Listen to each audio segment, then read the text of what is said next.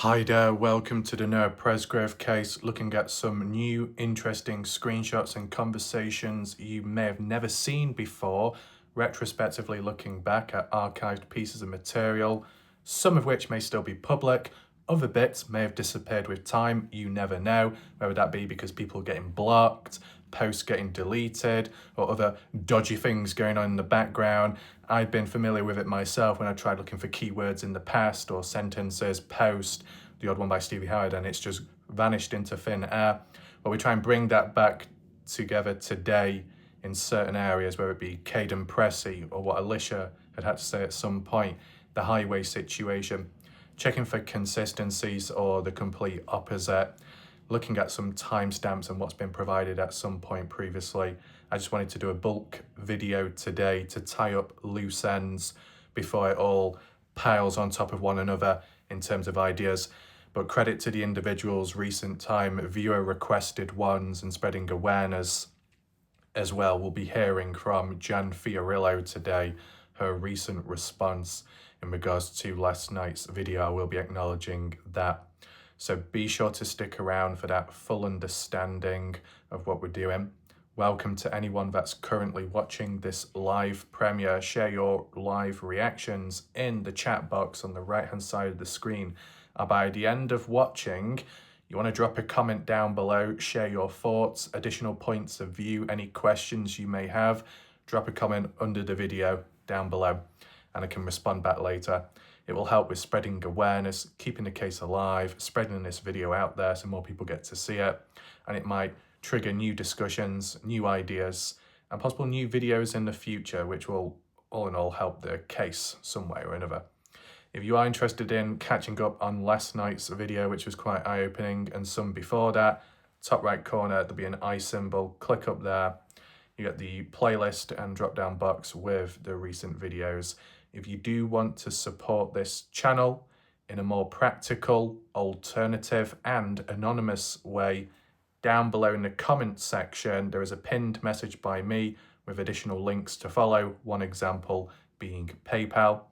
Big shout out to those that have done so in recent time and even possibly today, depending on the timing. And as well, credit to those on YouTube as well, supporting the channel. For example, Cleo last night, very good to see.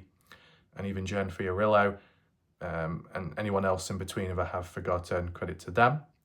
The order of how we'll do things today is we'll look through these conversations, screenshots from Facebook, where it originates from, all over the place.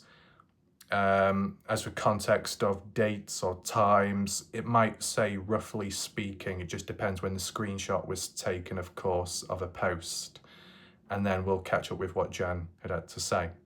Without further ado, let's begin. Well, here we are with the first screenshot in no particular order. Comment section from Facebook on a particular group. It could be the case discussion or the army page. You look at certain named individuals and it might make a bit more sense. Now, potential screenshot 11:59 p.m. Saturday, July 27th, 2024, you'd be expecting. Okay, some time ago. I will zoom in, just make it look better. There's some key points highlighted in red, but we'll read it all anyway, might as well. Abby Gilmore says, Breely is my sister and left by 2 a.m. She didn't drive. She called and was picked up by my older sister. She was gone before anything went down. Anyone else have any questions? Feel free to message me. Thanks. Okay, so this is obviously very interesting because people may be wondering, who is Breely? Well, remember when it came to Georgia with a J, Kaden Pressy's cousin. Georgia arrived at the party house Sunday night at about 10:30 p.m. Should remember that by now. Georgia came down with her friend Breely, as it's mentioned here. And I believe how it was worded at the time was Breely drove down, Georgia being the passenger. But supposedly they were already drunk by the time they arrived, which is a bit questionable, you could say. And in defense of what other people were claiming, other party goers or those speaking on behalf of party goers, is Avery didn't want the two girls to leave or be sent packing, even though they were underage, 15 years of age at the time of the party. Shouldn't really be there, but because they were supposedly drunk, they had to stay. You know, keep a watchful eye over them to make sure that they're safe, supposedly, as it's been mentioned. But I guess time going on, spent there, Georgia getting drunk, throwing up outside, Kaden Pressy documenting that, later telling Elisha about it, Elisha wanting Kaden to keep a watchful eye over Georgia and make sure no one takes photos of her. As for Breely, didn't really hear much of her. The only little interaction, or at least video footage, what we saw was at 10:40 or 10:50 p.m. Kaden Pressy, Sunday night, recording people inside the house, mostly the kitchen dining area, where you saw Noah, you saw Jack, you saw Georgia in the white top, and then Breely back-facing camera with that long blondish ponytail. That was Breely, friend to Georgia. So that pretty much clears that up there, I would say. But to say that she called and was picked up by my older sister would imply that probably Breely and Georgia were too drunk to be driving back home themselves. It would be too reckless, so got somebody else to pick them up. But the theme of being picked up, calling someone for a bit of assistance, and then you get Noah Presgrove, who had nothing whatsoever. And I guess the reason why it's such an interesting contrast is you got two underage girls that show up, but they've got a support system somewhere and people that will look out for them, even if it's really early hours of the morning. Then you got Noah Presgrove, who is classified as one of the most popular individuals about. So popular that you get rejected left, right and centre. Bit of a stark contrast. Granted, there'd be factors in between as to why people can't do this or can't do that for Noah, but you would think the most popular person would get the red carpet treatment and would go above and beyond for that one person to please them. Not that it always happens that, but it's just thoughts that come to my mind. But yeah, to be leaving by 2 a.m. could well make sense, possibly. It's just because 43 minutes later, after Breely and Georgia had already left by 2, at 2:43, Elisha called Kaden. Kaden woken up. He was asleep in the party house to be told that Georgia had made it home safely. Does that tie in line with what we're looking at here? Let me know your thoughts. Dusty Butler says, so are you trying to say that Georgia was not taken to meet her mum in the same vehicle that Breely left in? I thought it was stated that Georgia got a ride to the party from Breely. So who gave them a ride to the party if Breely didn't even have a vehicle there? You do not have to answer, just trying to clear things up. Abby says, no, that's correct. She didn't drive leaving the party, was what I meant. My other 2 sisters came to pick them up and drove her car home. So basically, in short, Breely driving, Georgia passenger, made it down to the party house. Was there up until Monday 2 a.m. and had already left by 2 a.m. But not in the car that they drove down in. The car was left at the party house whilst Georgia and Breely got into Abby Gilmore's sister's car, and then another sister, I guess of Abby, ended up getting Breely's car, so it just wasn't abandoned or left at the party. Okay, that's fine. I understand that. Anything else? Dusty. Okay, so Georgia was in the car then. So did Georgia ride with one sister and Breely rode with the other? Just trying to see how that could have been confusing to Georgia's mom, who met on the side of the road. But there was that tracker, wasn't there, or Life 360, where it picked up unusual movement, and that's what triggered the response from caregivers, guardians, family, you know. Jamie Woodmansey, do you know if Noah asked her/them for a ride home? But would they be willing? Abby says, no, Noah did not, or obviously he would have had a ride. Not sure who would ever turn down a kid for a ride, but we're not that type. Ooh, things really do heat up and get extremely interesting. I'm just going to rip my coat off right now because I'm getting too hot. Bloody temperature. So, Noah Presgrove supposedly had an opportunity to go back home. After all that time of being denied and rejected, there was finally a chance, and that was around 2 a.m. or just before. Now, in terms of around 2 a.m. or just before, what was Noah Presgrove up to? What was he really doing? Well, it just so happens that, 10 minutes before that, Noah Presgrove, Jack Newton in the bathroom area at 1:50 a.m. Monday, and they look okay. At that point, 1:50 in the morning onwards, was Noah Presgrove somewhat content with remaining at the party house after being rejected and denied earlier on? He wanted to go home, but then he realised, you know what? I'm not going to get the opportunity. I might as well wait it out and stay here for the sake of it and make the most of the party. Or just simple as he started to enjoy the party despite only wanting to be there for a few hours and realising, oh, you know what? Oh, it's okay. It's not that bad. But if Noah Presgrove still was in that mindset of, can you give me a lift back home? If he approached one of Abby Gilmore's sisters, Abby says, obviously, he would have had a ride if he asked. Not sure who would ever turn down a kid for a ride. Well, it just so happens, Abby, a lot of people turned down Noah for a ride back home. But if it was in the right place at the right time and Noah still wanted it, then supposedly he would have got a lift back home and he would still be alive, possibly till this day. How shocking is that?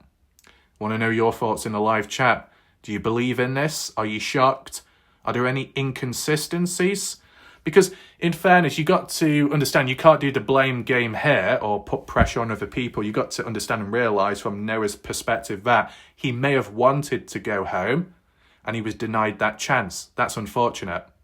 But if Noah had a change of heart and he was okay staying at the party at the time of when Abby's sisters were arriving to take Georgia Brealey home, even though there was an opportunity, Noah no longer needed it. But if Noah needed it at that time, would he have reached out to these people or not? Because at the end of the day, we don't actually know how many people Noah reached out to in the first place who were at the party. Because out of everyone that was at the party and remained there and even lived there at the time was Carter Combs, described as a designated driver, not drinking alcohol, not drunk at the time. The perfect individual or example of someone that could give another person a ride home. Did Noah ever reach out to Carter or not? If you was to use a possible theory to explain it, that maybe it didn't happen, Carter was reluctant because didn't want Jack to get jealous or Jack to get pissed off. But then again, Carter seemed quite okay assisting Noah in the bathroom area when Noah supposedly wasn't that clothed and giving a bit of a helping hand to stand up, a little bit of touch within reason, of course. So if you're okay doing one thing which could be considered quite close and intimate or requires a bit of privacy and close, and no issues there, simply giving someone a lift back home shouldn't be any worse, right? We move on to the next one by Elisha Lee. And what's this? 10:41:23 a.m. Okay. June 27th, 2024, Elisha Lee says, yes, when Kaden Pressy was told to take the other boys and go home, he had to take these back roads to go around the blocked off highway in order to get back to Duncan. Ah, okay. See, this is the thing. I tried interpreting it at the time. The back road sounds like a country road. And then I think when people were responding back to me, they were saying, no, it's not quite that. You simply go around, go off of the edge of the road and say, what the fuck is going on? Do you know what? We'll do it maybe on the maps later on. Because I've analysed the road by now, the highway and the back roads, how you can cut down one, come out from the other, further up the highway. Obviously, if it's blocked off the area where Noah's body was found, I'd understand that. But more importantly, I'm just interested where Elisha says Kaden was told to take the other boys and go home, as in quotes. Who told Kaden to take the other boys and go home? Is that by Renee Milan by any chance? Now, correct me if I'm wrong, but was Renee Milan the individual that said, I never told Kaden or these people to do this or that, and for them to go home, they probably should have stayed at the scene or stayed at the party house, right? I know some people could say, oh, did Warlike Rest slip up there with the tongue? No, don't worry. Sarah Long got there first when she regarded the party house as the scene, if you remember. But now, in terms of Elisha Lee here, I don't remember Kaden being told to go home or being told to take the other guys with him. At least from that public interview what I remember hearing, Partners in True Crime, Kaden simply said, well, at 7 a.m, we decided to leave. We weren't ordered or demanded, and yet Elisha Lee is stating that they were told, or at least Kaden was, but no name of who. So can there be any more context be provided here? Why would whoever, whatever want Kaden to go home when the other partygoers remain on site? Why? I don't get that. And about going down back roads, it's highlighted in yellow as a point of interest. And then when we move on to this one, this is actually a viewer's point of view with the knowledge that they have, comparing, contrasting to what Elisha Lee has stated here in regards to the highway.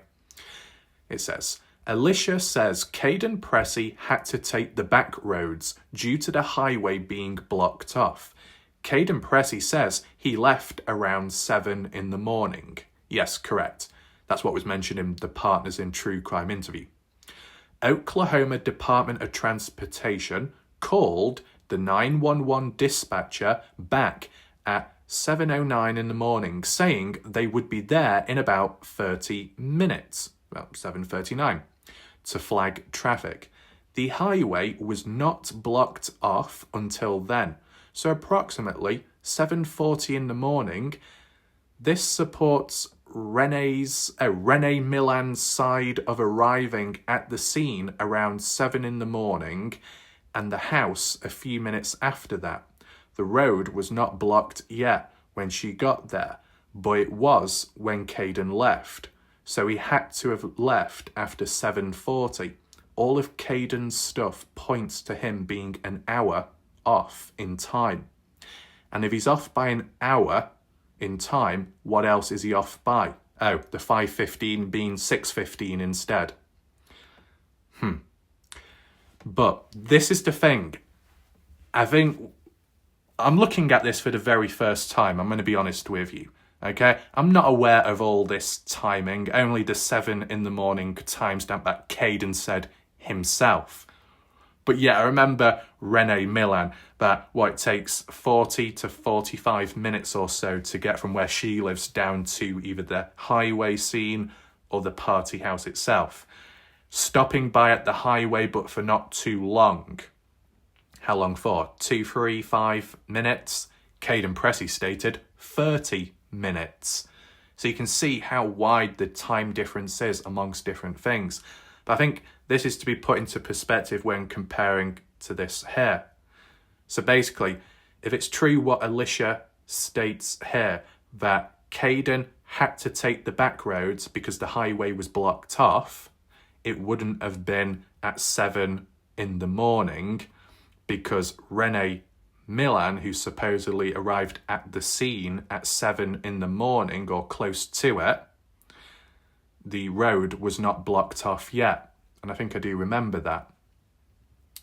So, for this to be true, what Elisha says, and for the back roads to be used since it's blocked the highway, it would mean later on, would mean when action was taken along the road.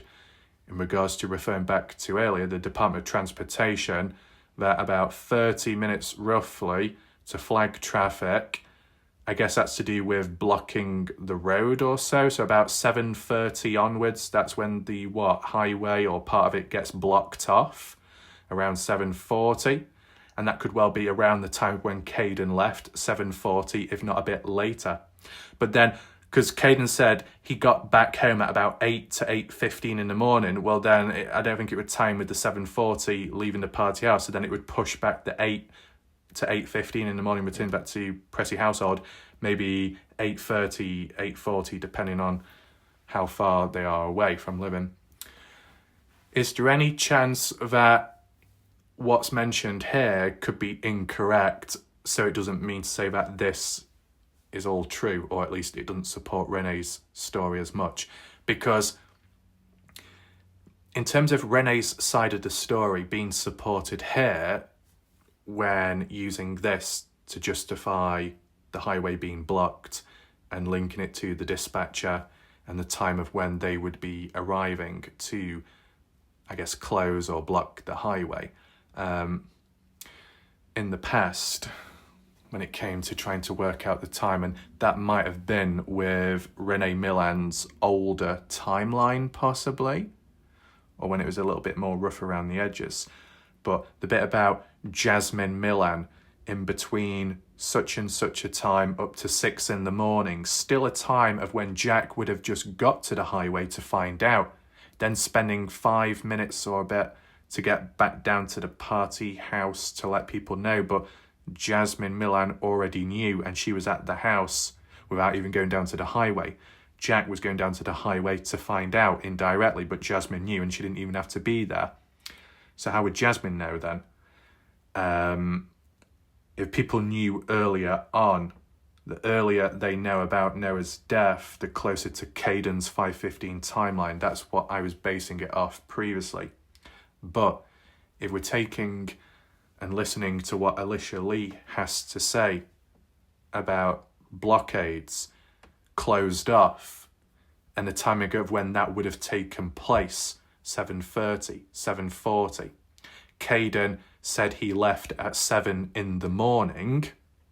Did Kaden say himself that he had to take the back roads? Honestly, I can't remember. But is anyone watching right now, if you remember Kaden Pressy's Partners in True Crime interview, Kaden did say that Renee arrived at the house at 6:30 a.m. and by 7 in the morning, we all left. Or roughly, most of us left, including Renee. But they went separate. Kaden went his way with Brylan, Mikey and Isaac going north down the highway. But did Kaden Pressy mention anything about the highway being blocked off? I can't remember. If you do, say yes or say something in the live chat. And then will it tie in with what Elisha is saying here? I just want to check for consistency, that's all. If Kaden has said it, then that's okay. Elisha restating it. It's just to try and work out, is one person putting words into another person's mouth, speaking on behalf of someone when they didn't actually say it themselves, or is it all consistent and in flow with one another? If it just so happens that Kaden did say himself in the private, in the public Partners in True Crime interview that they did have to take the back roads, briefly, it's consistent with what Elisha Lee says, but it's not consistent as in supposedly the Oklahoma Department of Transportation and that call about when they would be arriving at the highway. If it's later, then it means before that, it's not blocked off. And if it's before 7:30, 7:40, and Kaden's already going down the highway, but it's not blocked, why would Kaden say it is blocked? So once again, it seems like there might be missing time, mistakes made somewhere. A typical... What is it about the 30-minute time difference? Why does it always seem to be a 30-minute time difference here and there? A mistake made between 30 minutes or a bit more? That number seems to stand out quite often. And if that really was the case, you could apply that with many other features or timestamps and other people's stories within this case where they say, oh yeah, I woke up at this time. No, you didn't. You woke up 30 minutes later. You woke up 30 minutes earlier. I know it's rough around the edges there, but that's how you could interpret it. So it's getting very interesting already, this. Now, what do we have here? Is this continuing on or something different? Elisha, whoever it is and their point of view, saying, if you don't mind, I'll post on the case discussion group that Kaden did not see Caleb Newton there. Elisha says, yes, sir, you are correct. Only Renee and her husband were there. Were there as in at the highway and or the house? Because that's interesting. Kaden Pressy only said Renee in the Partisan True Crime interview. Renee Millan got down to the highway, spent 30 minutes there, then arrived at the party house at 6:30 a.m. And Renee saying she got there, or most at the highway, at about 7 in the morning. A typical 30-minute time difference. That magical number. But more importantly, Kaden said it was only Renee Millan that arrived at the party house. Elisha here is saying Renee and her husband were the only ones there. Well, Kaden Pressy said in June of 2024, the private police recorded interview, that Renee was there at the house, Renee's husband was there, Renee's daughter, known as Stephanie Millan, the partygoer, returned, and Stephanie's boyfriend as well, that may have been at the party as well. About 4 people. So Kaden in the private interview states 4 people arrived and 2 returned, being Stephanie and maybe the boyfriend. Kaden in the later interview, the public one, only mentions Renee, and Elisha mentions Renee and the husband. So how many were actually there? Was it just Renee that arrived at the scene and arrived at the party house? Or is it true what Elisha says, it was Renee and her husband only? Or is it true what Kaden said in his private interview about Renee, husband, daughter, and daughter's boyfriend were there? It's a bit of a mess, isn't it? In response, thanks for confirming that, and I totally understand the need to not be in all the groups. The need not to be in all the groups. So is this around the time of when Elisha may have been backing away, leaving groups, hence why certain comments were deleted or automatically removed by Facebook? Who knows? Elisha says, also, Kaden Pressy didn't go to the scene twice.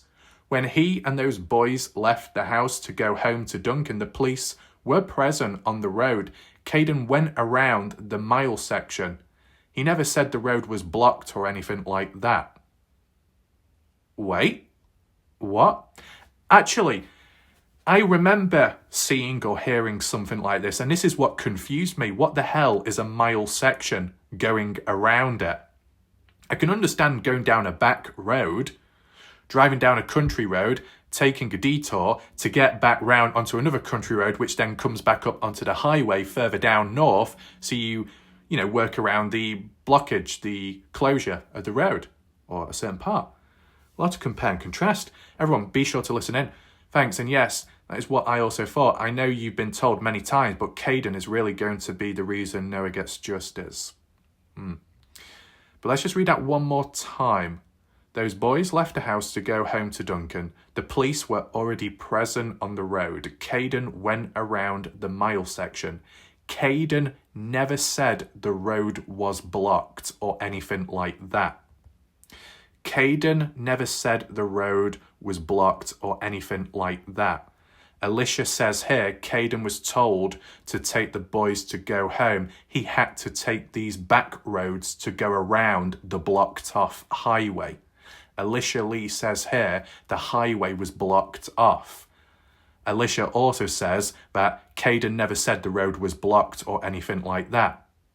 If the road was never blocked, then why does Elisha Lee say here, Kaden made a reference that it was blocked off? What? How can it be blocked and not blocked at the same time? It just doesn't make sense. This is a good example of inconsistency. Which one's the truth? Which one's false? Take in mind, at different times it would have been stated, so things have changed in between, but really, why would there need to be a change in the first place? It should be somewhat simple. Either the highway was blocked or it wasn't. If it was blocked, you had to take a detour down a back road. If it's not blocked, you can go on or work around it. Can people watching right now see the inconsistency? It's unfortunate to see, but I'm just simply relaying and making observations. And that was June 27th, 2024, when Elisha says that the highway was blocked off. But mentioned here, although it does not give a timestamp, which is very, very unfortunate, saying that the road was never blocked.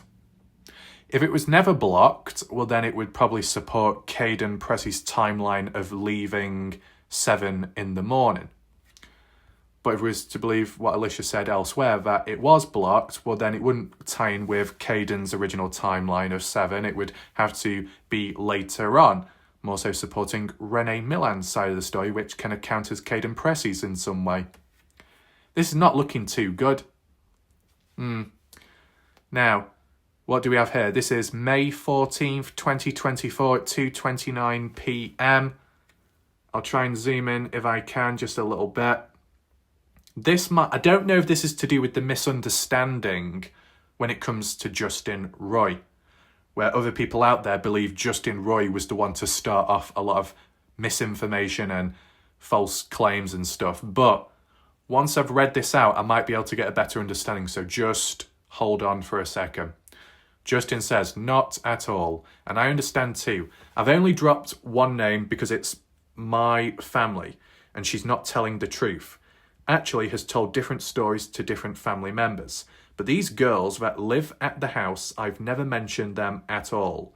Not one time. They lawyered up that very day.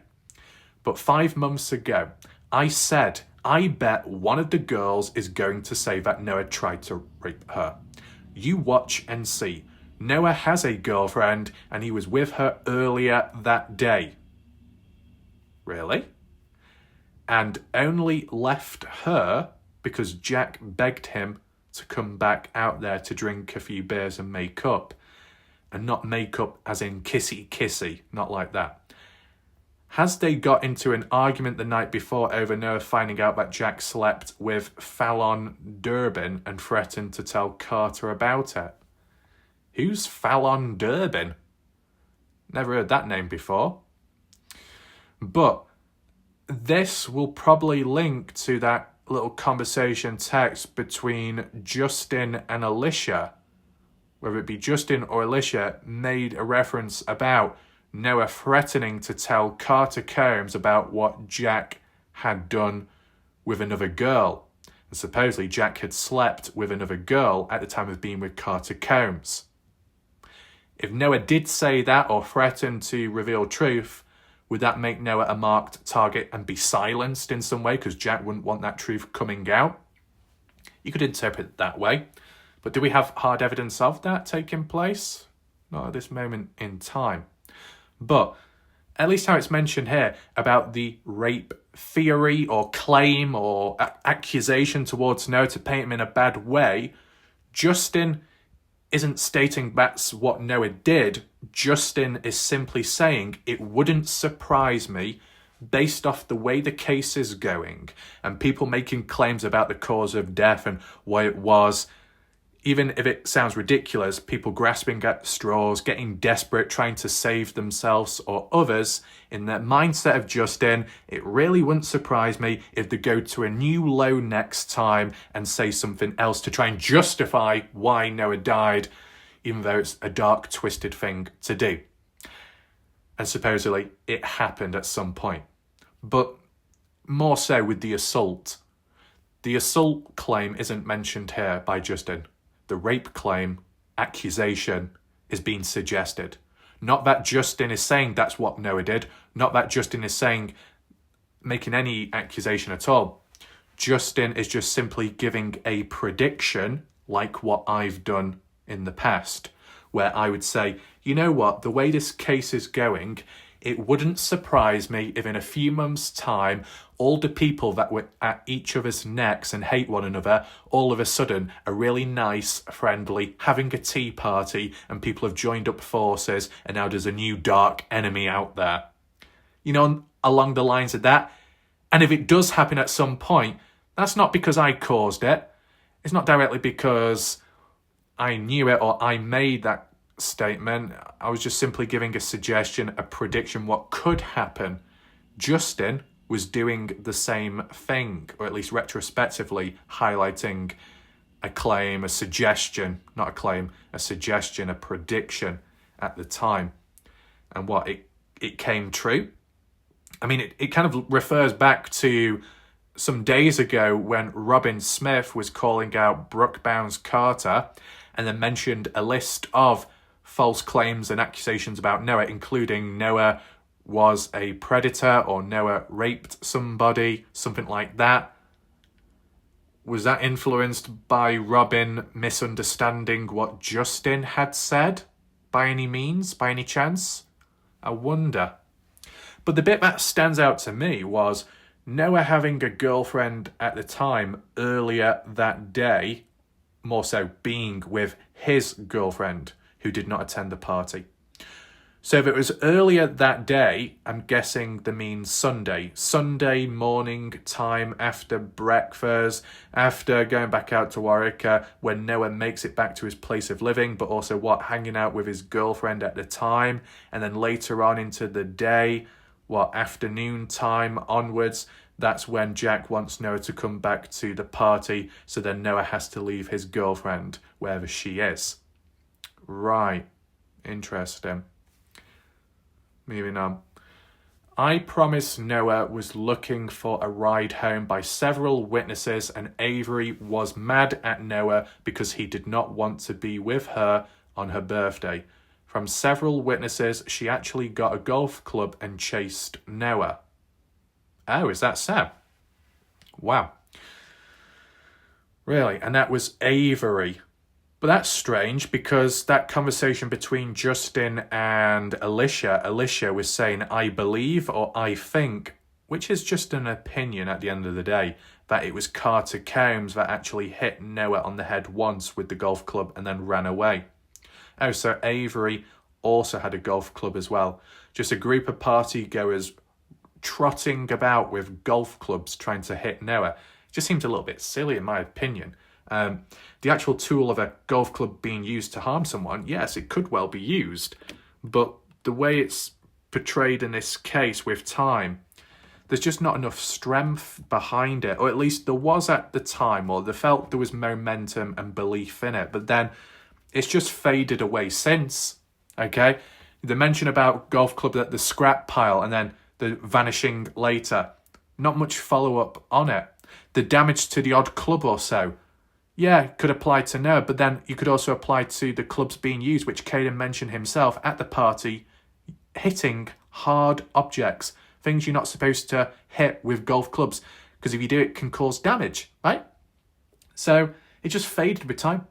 Recently, we've had new waves of Snapchat posts and timestamps which fill in grey areas and the odd piece which will counter Kaden Pressy. And, opposition can say, well, we don't agree with it, it's fake, it's been manipulated, the times have been altered with, it's not real, Raf. Okay, well, provide hard evidence to back that up. Because all people are doing are saying it's not real, it's not true, it's manipulated. They're just words. There's no evidence, it's just words. Need that evidence, that counterpoint, or at least an attempt of counter evidence. We're yet to see that at this moment in time. But the bit about Noah not wanting to be with Avery on her birthday, well, if Noah didn't want to be with Avery on her birthday, then why did Noah even consider coming back to the party house? Knowing that on the Sunday when coming back, Monday, you'd have to be there. Because, Monday was the day of Avery's birthday, but I guess because of the day it fell on, days before that, wanting to celebrate early, possibly. Noah coming down Sunday, or returning back Sunday, only wanting to be there for a few hours, then wanting to leave. Oh, because Noah did not want to be there any longer, because he knew it would be Avery's birthday soon, going into Monday, didn't want to be there, and Avery felt disrespected by that. Is that how we're interpreting it here? If that's really the case, well, how come Noah didn't reach out to, Breely's sister, or however you refer to family ties over there, when some came on down to give Breely, Georgia, a ride back home because they were too drunk to drive themselves, or at least Breely was. Noah supposedly could have had an opportunity there, but he didn't take it. Why? Because he didn't need it. He didn't want it by then. So it was okay by then. If he was okay by then Monday would have been okay as well. Up to the point when things started going downhill, right?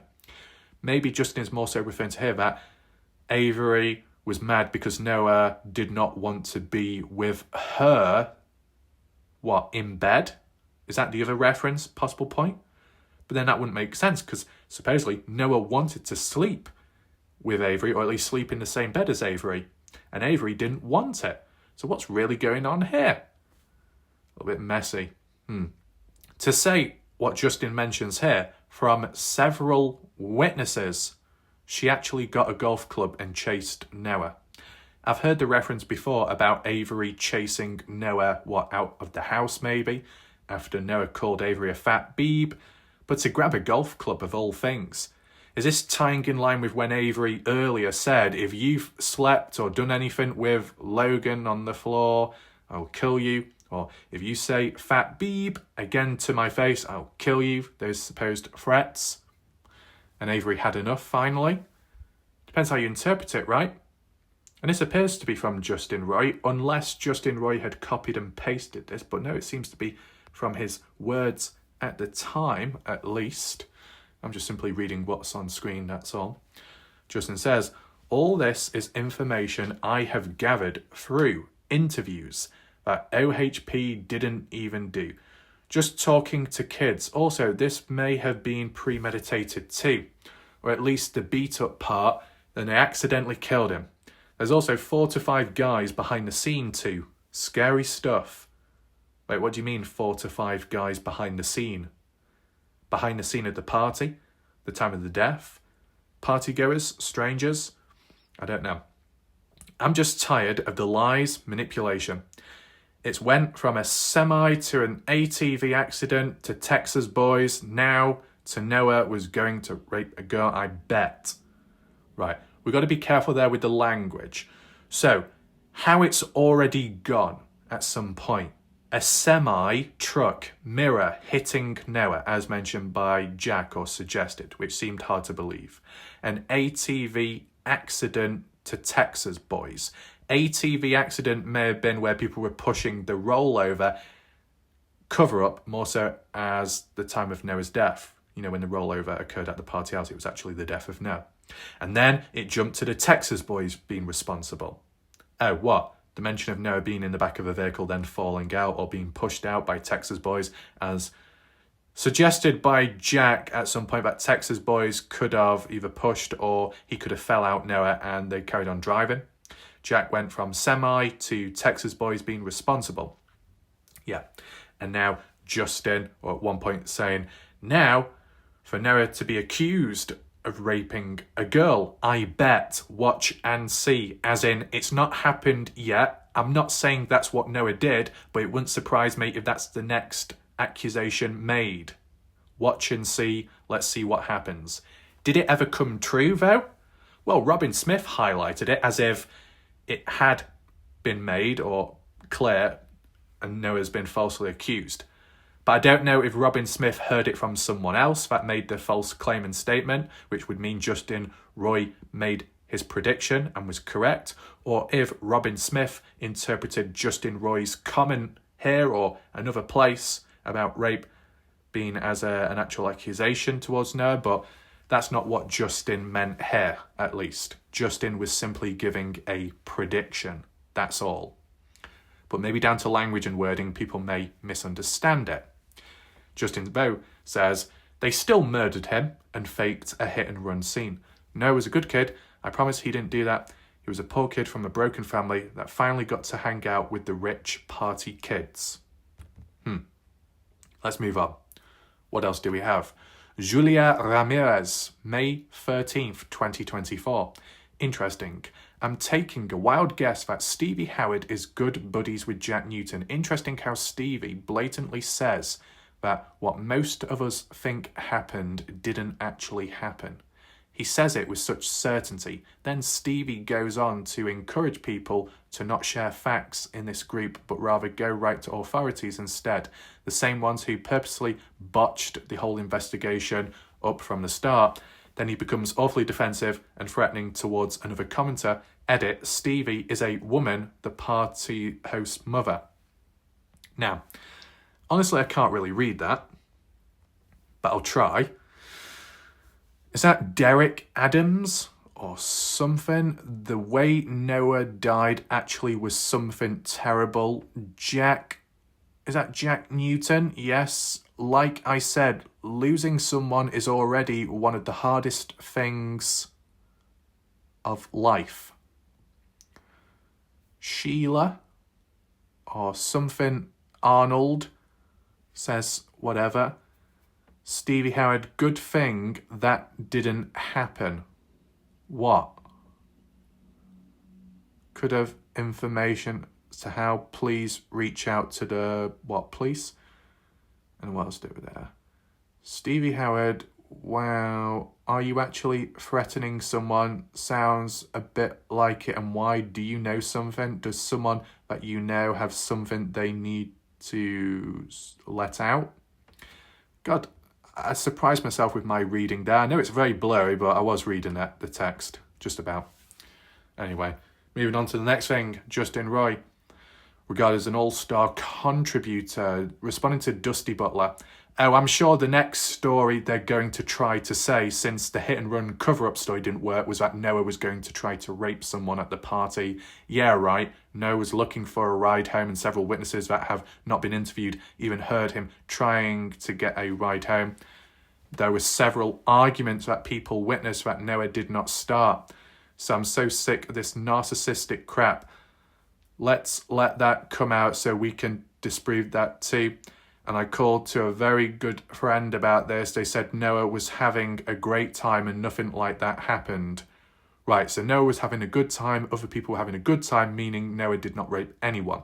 But Justin is kind of looking into the future, thinking that people will turn the story and accuse Noah of doing something that he didn't do at the party, and that what supposedly justifies Noah being killed because he did something to someone without consent. Besides all these predictions being made and people maybe misunderstanding it, my question is, at the end of the bloody day, did the prediction ever happen? Did the prediction ever come true? Did anyone out there, not Justin, but did anyone else out there jump in with the accusations of Noah doing something to a girl at the party? Not the assault claim, before that. Because if not, well then, Justin made a prediction, but he did not predict it correct. That's all. And maybe in between, because no one else had mentioned it, nor followed through with Justin's prediction, it means Justin's original prediction stands out more. So anybody that reads it in the future may assume that when they see Robin Smith's comment about the rape claim, they'll look back to Justin Roy being the only person to mention about rape and think, oh, well, Justin was the one to state it because no one else did. Justin isn't stating it, Justin is just making a prediction. But if no one followed up on the prediction, then it does mean Justin Roy stands out amongst everyone else, and it can make him a bit of a target and for misunderstanding the situation. So it's really important, the language and wording there. Hopefully people understand it. Just so happens that when I tend to make my predictions, whether they sound wild or dark, at times they tend to happen. So that then in the future, as a follow-up, if anyone refers back to my prediction or a later thing, it's like, well, I was right, because look, people have followed up on it, people have acted on it, people have taken action and done this or said that, just like how I said it was going to take place. So, yeah. When your predictions don't work out, you're the only person talking about that stuff. So it can fall back on you, and people then can misunderstand, then question you, and then accuse you of being the problem when it's not really the case. Okay. Is there anything else to mention here? There were several arguments that people witnessed that Noah did not start. Are you saying that Noah did not start any argument? Because, at least from how we've heard it worded since at least, because take in mind this screenshot was about 35 weeks ago, or at least the post of when the screenshot was taken 35 weeks ago, a lot of times passed by since, is that Noah Presgrove did start an argument with Jack Newton, as in Saturday or going into midnight, because of hearing about what Jack did behind Noah's back to Noah's girlfriend flirting somehow, somewhere. And Noah wanted to give a piece of his mind to Jack, which is understandable. But it does mean that Noah did start the argument with Jack, right? So there is that. What else do we have? So let's see why it is now, since the semi-story didn't work. Well, fast forward on now, what the current story or suggestion is that Noah rolled out of a vehicle that was heading north. What's this one? May 13th, 2024. 1. No one read the autopsy report and suddenly changed their mind about what they believe happened. People are entrenched in their beliefs and everyone saw what they expected in the report. The report probably made people feel even stronger about what they initially believed. Autopsy report shows what? Oh, I don't really know. Put that. Justin Roy to Andra Pearl, 35 weeks ago. Thousands more that loved Noah, make no mistake. Next, the narcissist are going to try to say Noah, who has a girlfriend and was looking for a ride home, tried to rape one of the girls. First hit and run, then hit by a semi, and then ATV accident, then Texas boys, then Mikey. Now he tried to rape a girl, so we murdered him and placed him by the road. Justin is just giving predictions, as in the way it's already gone, it wouldn't surprise him if another claim's made next. But because Justin keeps mentioning the word, the R word, he's the one that stands out. If you go on Facebook and type in that word, his name will keep coming up because he's the one that keeps making the prediction about it, which I understand. But at the same time, because no one followed up maybe on accusing Noah of that, it makes Justin stand out and then people misunderstand him. What else do we have here? Right, this is where we move on to Jan Fiorillo in her response to last night's video where certain messages were shown and conversations amongst Jan and whoever else. Jan says, my private messages are meant for just that, private messages. I have not given consent for those private messages to be shared beyond dishonourable intentions. Anyone who does that sort of thing that has nothing to do with public concerns or public safety should know better. Ignorance is no excuse from the law. As for your conscience, that is on you. In your attempt to try and make me look bad or humiliate and embarrass me, in my opinion, you make yourself look worse. Of course, it's understandable, and it can apply to anyone, that if you've got conversations or messages, they are leaked, they're revealed somewhere, somehow, on Facebook or elsewhere, it could be a disappointing feeling. It's not a great feeling. I get that. And if there's ever any resistance or backlash, I understand. But what does just in time respond with? Jan, you're only upset because your true character behind the scenes are being exposed. You showed the classic signs of spiritual narcissism, also known as spiritual bypassing a spiritual ego phenomenon, which individuals misuse spiritual principles and practices to feed their egos, gain power, or avoid emotional, psychological issues. This can manifest in various ways. And it does go on, but we don't really need to acknowledge all of it. But I just wanted to show you what Jan had to say in response. Now, some people could be thinking, oh, does Jan Fiorillo have a problem with warlike wrath? Nope. I want to make that clear. Jan does not have a problem with me at this moment in time. It's all okay. I know when you read this specific comment that, private message should not be revealed. And if you do, dishonourable, it's not good. It shows a form of ignorance as well and the conscience of yourself. You're trying to embarrass me or humiliate me. That's not aimed towards me, this particular comment.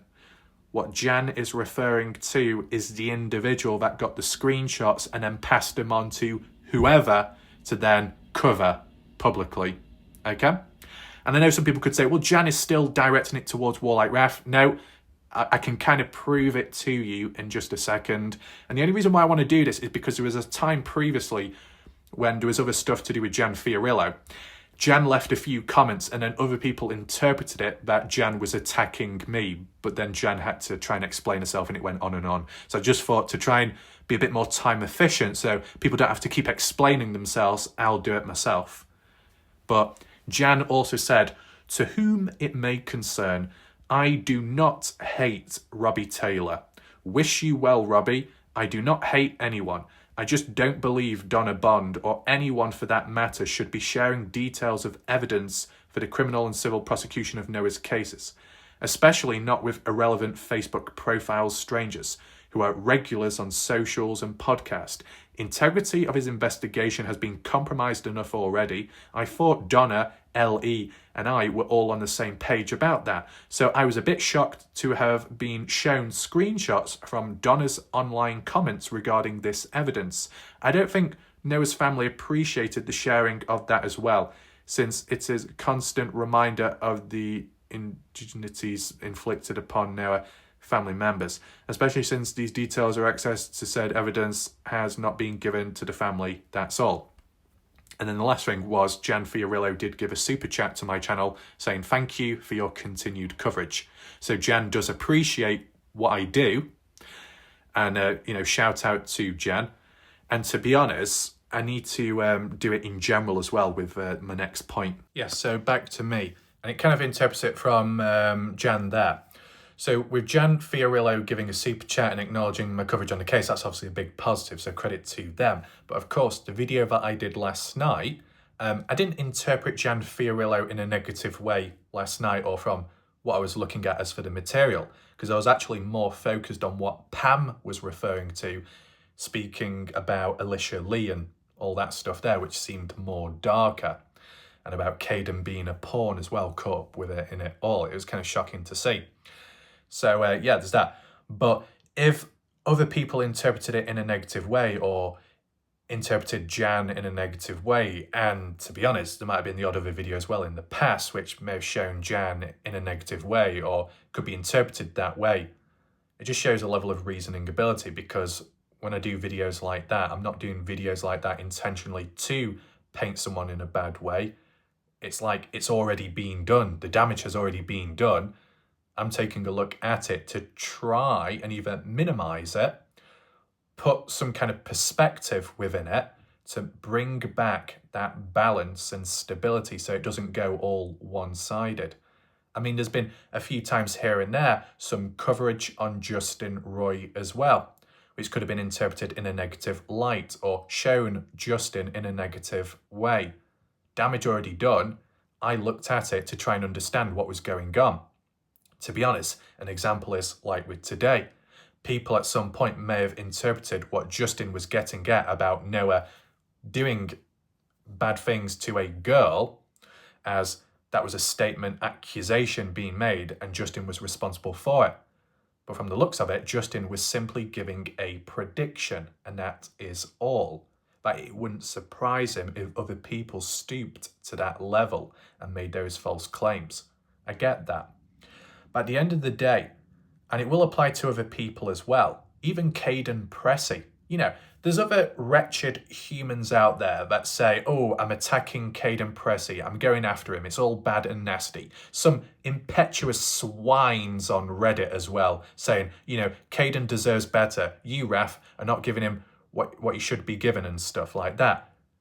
At the end of the day, I'm working with what I've got, I'm trying to put things into perspective, and the reason why it's under control, just like how it's under control with the Jan Fiorillo situation, as in Jan Fiorillo appreciates my coverage, even if I do make videos and it's linked to them, they have reasoning ability when it matters, at least with my videos. The same with Justin Roy. Justin Roy has reasoning abilities at times of when I do videos, which could be dark, or the theme of it is dark and negative, but he understands what I'm getting at and why I'm doing the video.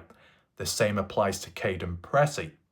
It just so happens that Kaden Pressy in recent time actually gave a super chat on YouTube, said thank you, said you're welcome.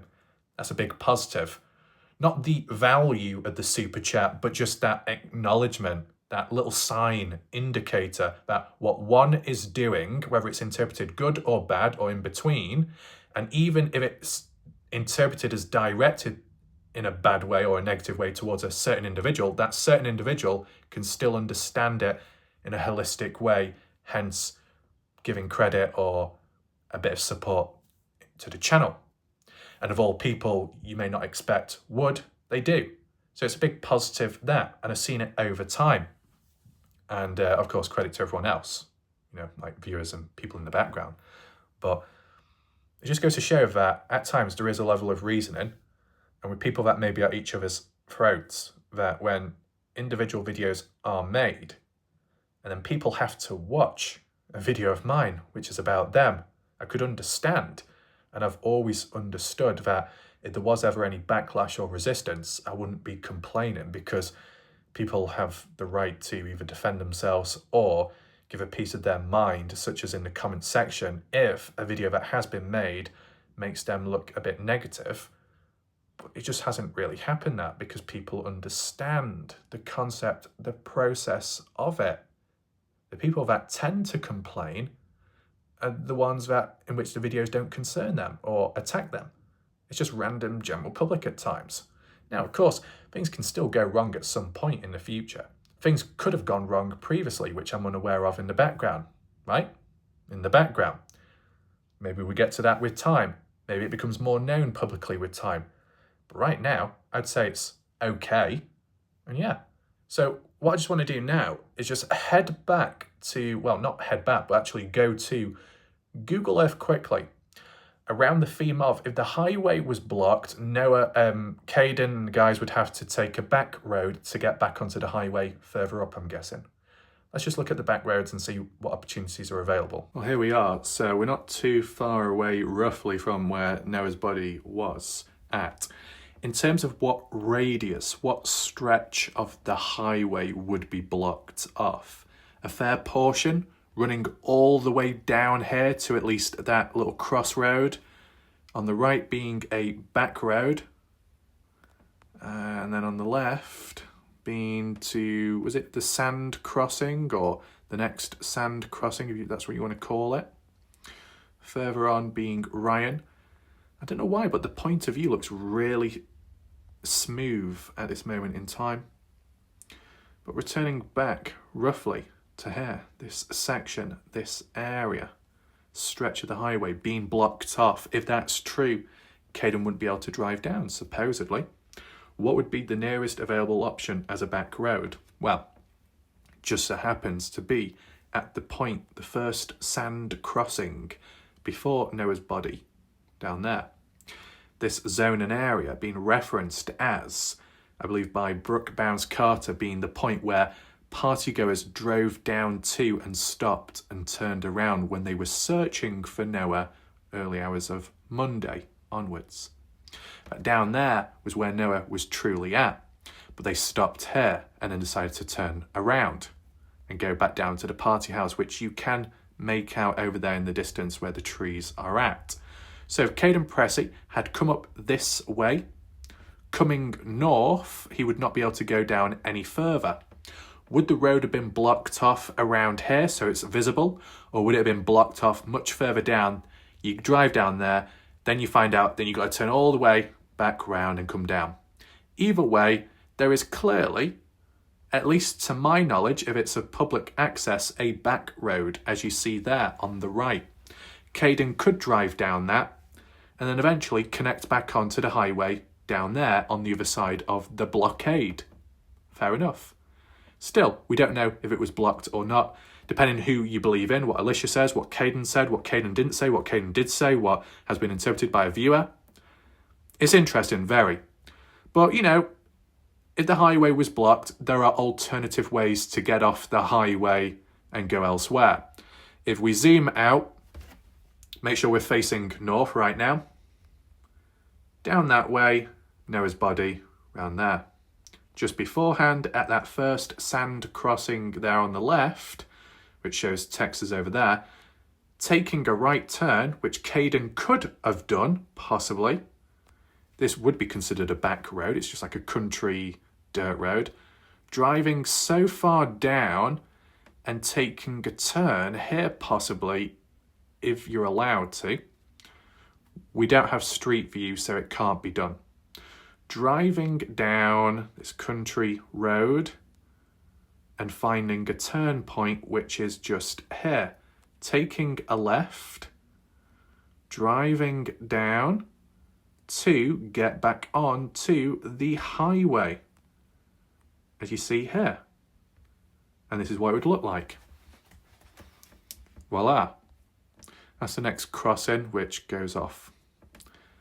And down there, roughly, is where Noah's body would be at. So by going down that crossroad further south, looking down that way, going down that crossroad, going all the way around, and then eventually coming out of the one here.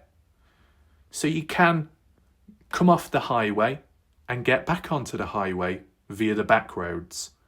And I know for locals and those from the US will be thinking, oh my God, we already know, man. Don't even need to explain it. Well, I just wanted to give you a demonstration for those that weren't too sure, okay? Because I do know a thing about back roads or two, because I was a bit of a catalyst when it came to the Dylan Rounds case and working out potential routes that could have been taken to get from point A to point B and to dispose of Dylan's body. So that's why I thought I would do it. Okay. With that all being said, I think we'll leave it there for now. Hopefully you found the video somewhat interesting. I don't know if it's created more mysteries and questions there, but I guess the only other underlying one would be, who is responsible for messing my hair up? Who's been running their hands through it exactly? Well, I'm sure you can list subjects, individuals below. But that aside, in the meantime, in regards to this case, be sure to hit the like button and share the video if you want, to spread that awareness so more people can see this. It may have never been seen before by some. People may have forgotten about some of the comments made by these individuals and clear up any misunderstandings along the way too. Because, you know, there might be some old news which is actually very important, and if it's not been looked at the correct way, missed opportunities. So if I can catch up there, it could help. But yeah, my name's Warlike Raph. I'll see you next time, whenever that is. In the meantime, goodbye and good night.